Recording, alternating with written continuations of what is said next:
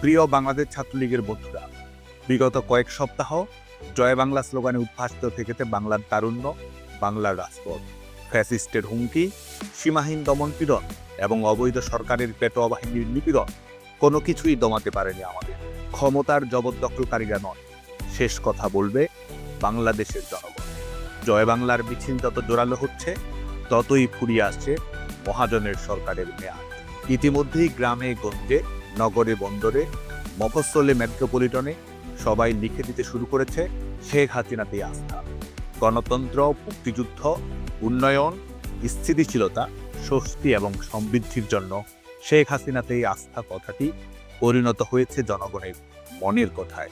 আমি বাংলাদেশ ছাত্রলীগের সকল স্তরের নেতাকর্মীদের আহ্বান জানাবো এই কর্মসূচিকে আরো সম্প্রসারিত করার এবং ব্যাপকভাবে অংশগ্রহণ করার জন্য। 5 আগস্টের পরে কেমন চলছে বাংলাদেশ? শেখ হাসিনা সরকার টানা 15 বছর এর প্রথম দিনে বাংলাদেশের শিশু কিশোরদের হাতে বিনামূল্যে বই উপহার দিয়েছে। কমিটমেন্ট, এফিসিয়েন্সি এবং ভীষণ ছিল বলেই বৈশ্বিক অর্থনৈতিক মহাবতার সত্ত্বেও শেখ হাসিনা সরকারের সাফল্যের ধারাবাহিকতা কখনোই ম্লান হয়নি। ফ্যাসিস্ট ইউনূস সরকার বাংলাদেশের শিশু কিশোরদের বছরের প্রথম দিনে বই পাওয়ার আনন্দ থেকে বঞ্চিত করেছে। এমনকি এই সরকার একটি পাবলিক পরীক্ষা, উচ্চ মাধ্যমিক পরীক্ষা নিতেও ব্যর্থ হয়েছে। সেই হিসেবে এই সরকারকে এইচএসসি ফেল সরকারও বলা যায়। নতুন কোনো সরকারি চাকরির বিজ্ঞাপন হয়নি। বেসরকারি খাত সম্পূর্ণ বিপর্যস্ত। লেখাপড়া শেষ করে প্রফেশন হিসেবে বাধ্যতামূলক বেকার হওয়াই বাংলাদেশের তরুণদের ভবিতব্য হিসেবে অনেকেই মনে করছে। ছেলেমেয়েরা মেধাভিত্তিক, দক্ষতাভিত্তিক, যোগ্যতাভিত্তিক নিয়োগ প্রক্রিয়া চেয়েছে, অথচ 15 বছরে সবগুলো বিসিএস এর যতজন না শিক্ষার্থীকে ভেরিফিকেশনে বাদ দেওয়া হয়েছে, এক বিসিএসই তার চেয়ে বেশি 2 শতাধিক শিক্ষার্থীকে যারা সকল ধরনের পরীক্ষায় উত্তীর্ণ হয়েছে, এমনকি প্রশিক্ষণ হয়তো শেষ করেছে, তাদের নিয়োগ প্রক্রিয়া বাতিল করার প্রচেষ্টা চালাচ্ছে ফ্যাসিস্ট ইউনূস সরকার। এসআই পদে 300 জনের অধিক উত্তীর্ণ শিক্ষার্থীকে শুধুমাত্র তার রাজনৈতিক পরিচয় কিংবা ধর্মীয় পরিচয়ের কারণে কিংবা ছাত্র জীবনে তার মত প্রকাশের কারণে চাকরি বাতিল করার মতো বাস্তবতা তৈরি করছে এই অবৈধ সরকার। এসব কারণে তরুণ প্রজন্মের মধ্যে বাড়ছে ক্ষোভের চাপা আগুন। 6% অধিক প্রবৃদ্ধি থেকে 2024-25 অর্থবছরের প্রথম প্রান্তিকে প্রবৃদ্ধি দাঁড়িয়েছে 1.87। সার্বিক মূল্যস্ফীতি দাঁড়িয়েছে 11.38। খাদ্য মূল্যস্ফীতি বৃদ্ধি পেয়ে দাঁড়িয়েছে 13.80-তে। নতুন করে কয়েক লাখ মানুষ বেকার হয়েছে এবং প্রায় 1 কোটি মানুষ দারিদ্র্য সীমার নিচে চলে যাওয়ার ঝুঁকিতে রয়েছে।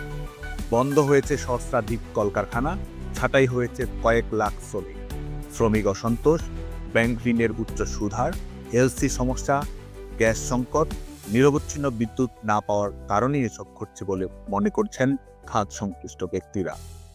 বেসরকারি খাতে ব্যাংকিংয়ের প্রবৃদ্ধি সর্বনিম্ন অবস্থায় দাঁড়িয়েছে। বিনিয়োগের কোনো পরিবেশই নেই।